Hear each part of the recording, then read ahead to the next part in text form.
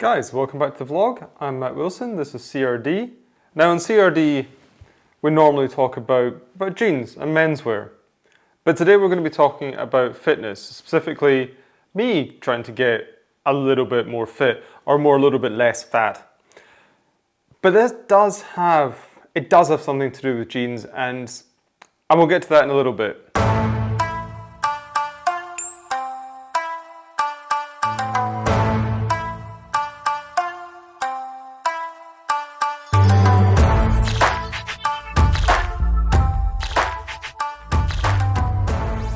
And yeah, guys, thank you so much for all your kind words and support in the last video. For those of you who are tuning in to this series for the first time, this is the second video I've done on this, the introduction one. I'll put a link to that up in one of the corners.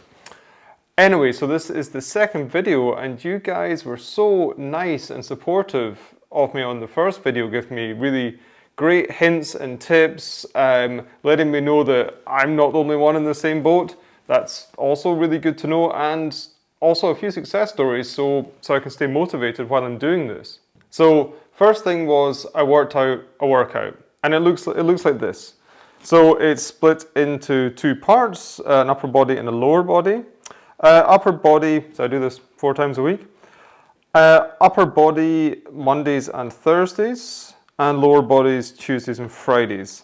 Upper body, 3 times chest presses. This is all with that TRX thing. The thing looks like a luggage strap. So yeah, 3 times chest presses, 3 times chest flies, tricep extension times 3 as well with that, 3 times body rows, 3 times bicep curls, and 3 times Y fly. For the lower body, 3 times squat, 3 times single leg lunge. That's really tough. 3 times hamstring curls, 3 times plank, and 3 times side plank. And all of these, so I go all the way through that at once, have a rest for 3 minutes, go all the way through it second time, rest 3 minutes, go all the way through it a third time, and that's me done. Quite literally done. I try to do this, and try being the operative word here. I try to do this 4 times a week, as I said, so Mondays, Tuesdays, rest on Wednesdays, Thursdays, Fridays. Weekend, I hobble around in pain. And then the whole thing starts all over again. Now, I really can't take credit for any of this. The credit for this goes to a guy on Skillshare called Felix Harder. And he does reasonably good content for TRX workouts as well as some other fitness stuff. Yeah, I was surprised too that there was fitness stuff on Skillshare. I thought it was all about how to learn Final Cut and be more productive, that kind of thing. Now don't worry, this isn't a slick way of getting me into a advertising spiel about Skillshare.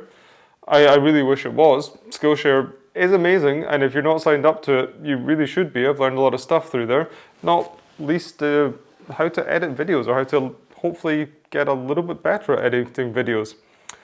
Anyway, Skillshare, if you want to sponsor me, get in touch. Links below. Right, that very good idea of taking a walk on weekdays in the morning, I managed that 3 out of 5 times. I managed to do the workout 3 out of 5 times. I know, it's not the best. I ate far too many cookies.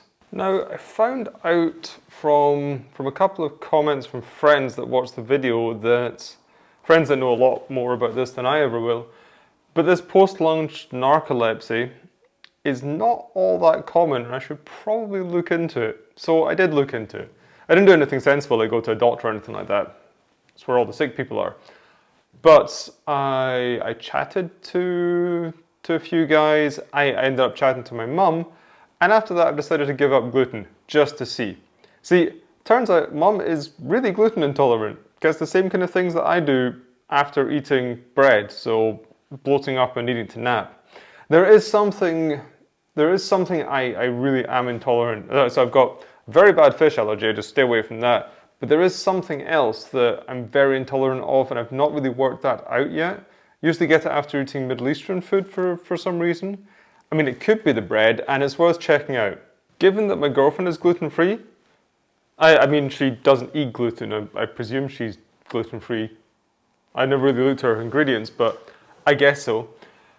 Given that she's gluten-free, it should be...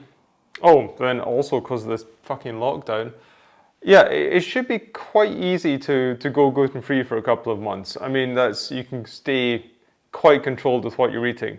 And yeah, the experience with Yelka means that over the last, how long have we been together? 8, 9 months? 10 months? Since we've been dating, I found out that there are like perfectly good alternatives to gluten. However, gluten is in a lot of things that really makes life worth living. So let's see how long my resolve lasts on this. Or at least, let's see how long my attention lasts on this. I mean, I decided on that on Sunday. And then on Tuesday, just didn't even think about it and ordered a pizza. But anyway, I will try my best and I'll keep you updated. Right, numbers. Now, I'm still going to stick to this thing of, well, definitely going to stick to the thing of not doing one of these cringy before and after pictures. I definitely didn't take a before picture. Anyway, I'm going to stick to that. I don't want to put you guys through that.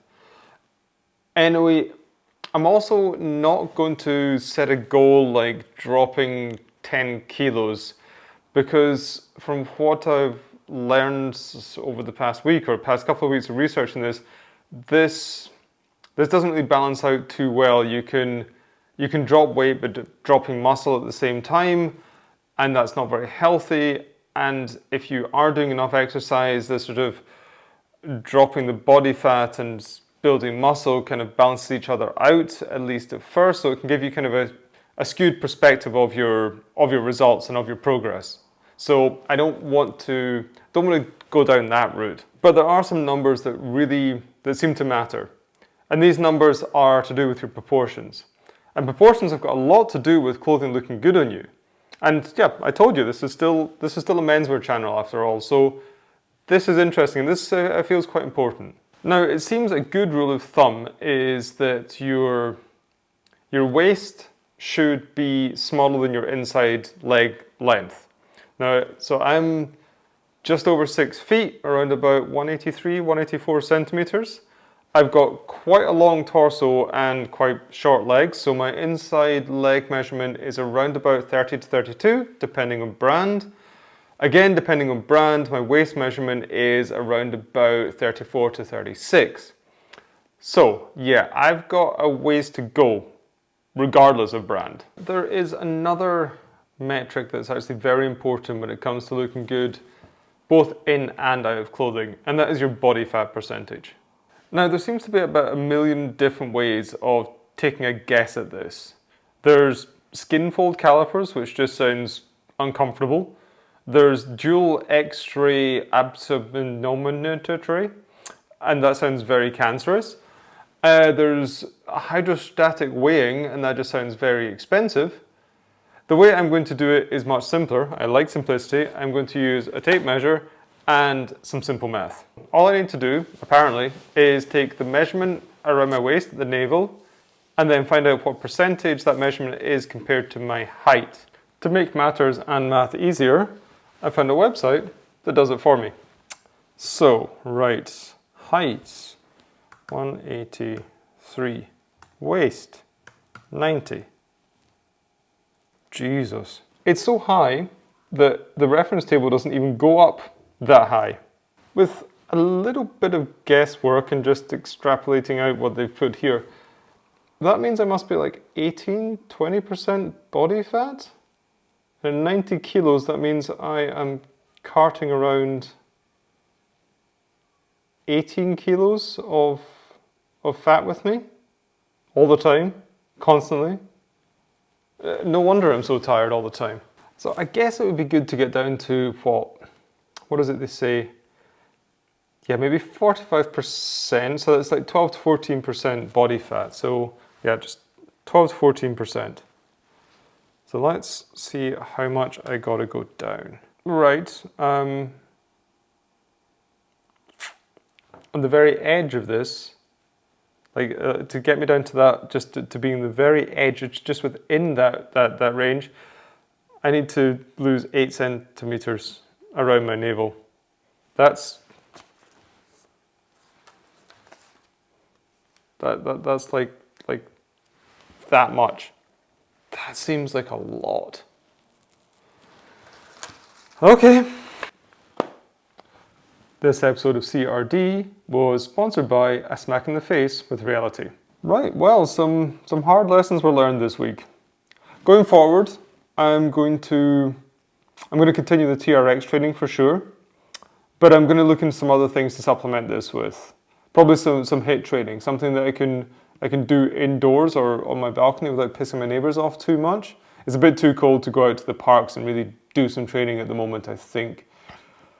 Yeah, and then also, I mean, aside from this gluten thing, I think I'm going to have to start looking into my diet, and I think this is going to be more difficult than I had first envisioned.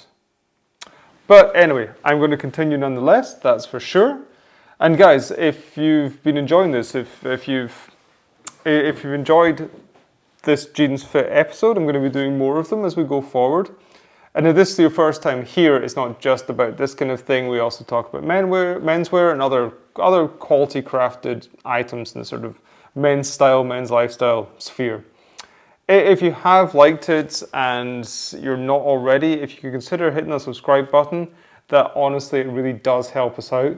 We're edging towards 4,000. I know compared to 99.9% of channels out there, that's not very much, but that feels like a big achievement for me. 4,000 people are out there liking what I'm doing, liking what we're about, and are sharing this passion for selvage denim and for other quality clothing, other quality garments, and men's style as well. So I find this just to be super, super good fun. And so guys, all of you who are subscribed already, thank you so much. I really, really do appreciate that. And yeah, there's links to our social media and all that other good stuff that's down in the description below. You're going to hear from me before Christmas for sure. But in the meantime, I hope everyone's happy and healthy out there. Hope you're taking care of yourselves. Hope you're taking care of each other. And I'll see you in the next vlog.